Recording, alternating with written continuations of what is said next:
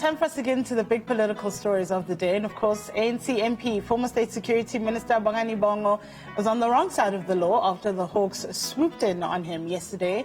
He appeared briefly in the Cape Town Magistrate's Court yesterday on charges of corruption, a few other charges of, in fact, 13 counts of corruption that he's appearing before. Yeah, so he's accused of trying to disrupt a parliamentary inquiry into the capture of Eskom by allegedly attempting to bribe its evidence leader, Dutuzelo Vanara. Now, he's out on 5,000 Rand bail, as you mentioned earlier on, with the ANC caucus refusing to comment on the matter any further. So joined in studio by political analyst, good friend of the show, Tessa Dooms. Tessa, a few weeks ago, we heard from the head of the Hawks, General Zuma, saying the honeymoon is over. Yesterday, it was busy. Bongani, officials at Kokta, officials were involved in the Amatole district sanitation tender irregularity. Is this finally the Hawks kind of waking up? Is this, people were saying, are the wheels of justice finally turning? Yeah, so what's interesting is also earlier this week we had the NPA kind of saying emphatically they're not ready to prosecute yet on state capture-related issues. But this seems to be sort of a state capture-related issue when you talk about the Bongani Bongo issue, because number one, he had very little business engaging in this Eskom thing. He was the head of state security at the time, so why he was having these conversations around Eskom to begin with, if in fact he has, because he says he's never had such conversations, this is all just concoctions. But this kind of interference says that there was definitely something going on in the background. There's definitely talk about big amounts of money, blank checks that were given. So clearly there was interference. Clearly his proximity to the president means that there was very much an opportunity for state capture to be enacted and effected in this way. But yeah, the Hawks are waking up.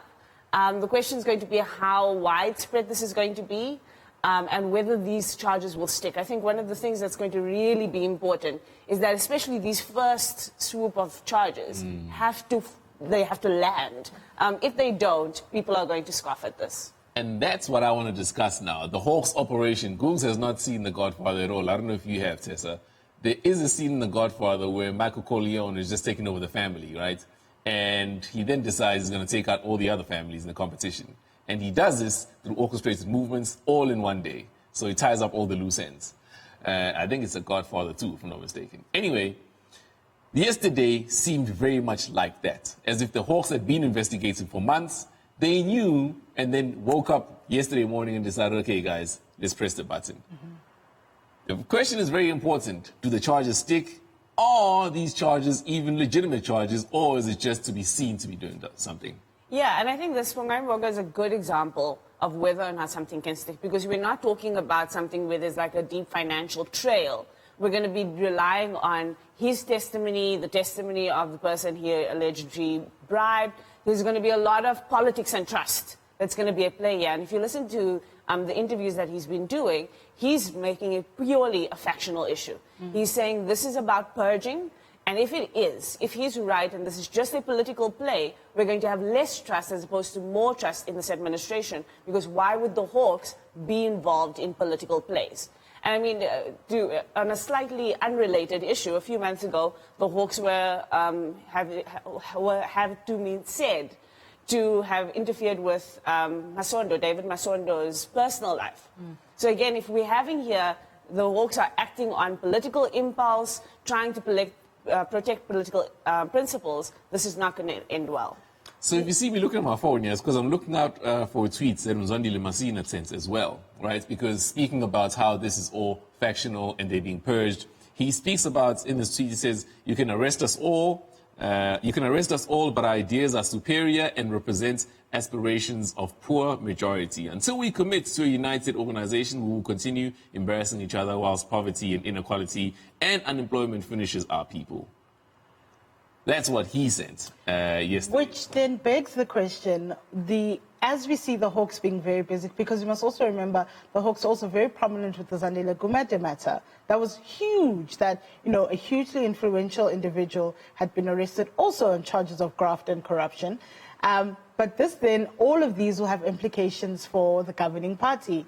Hermione Cronje saying this week that they're dealing with Estina. Invariably, it might involve people like Mosebenzi Zwane, the Secretary General of the governing party. So this, I think, has the biggest implication. If the Hawks are finally waking up, has the biggest implication for the ANC. And I think even VBS. Yes, and even that tweet by Mzwandile, for me, also gives some insight. I mean, we don't know exactly, but it gives some insight of what it could mean for the governing party. Yeah, I mean, we were talking earlier about the reshuffles. I personally think it might be a little preemptive to do a reshuffle right now, especially because there's no pressing reason. I mean, I do know that we have a deputy minister's role that is currently vacant, but that doesn't really necessitate a reshuffle, because I think in the next 6 months or so, as the Zondo Commission starts to wind down, you're really going to start seeing the fruits of the Zondo Commission, of the Hawks, of the NPA.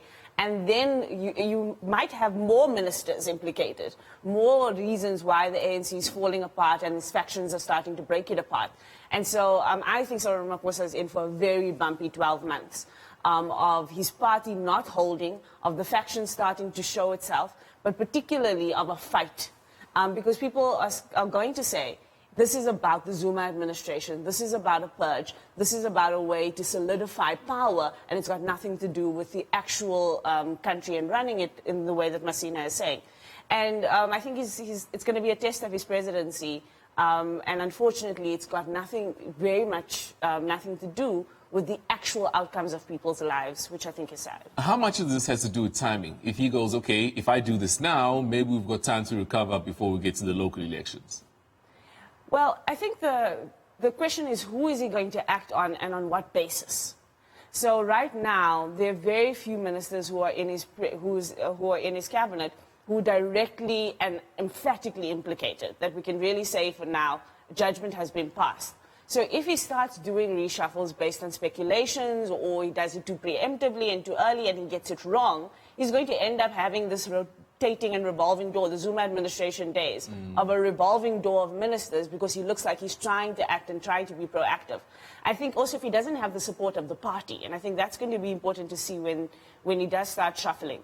If he doesn't have the support of the party as a whole, and he starts breaking those bonds and those compacts that were made to form the cabinet, then we're going to have an even more prickly road going forward. Because the pressures, he still isn't, we say he's got a mandate and a strong mandate.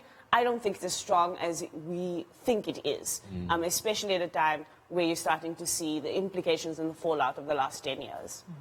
Thank you.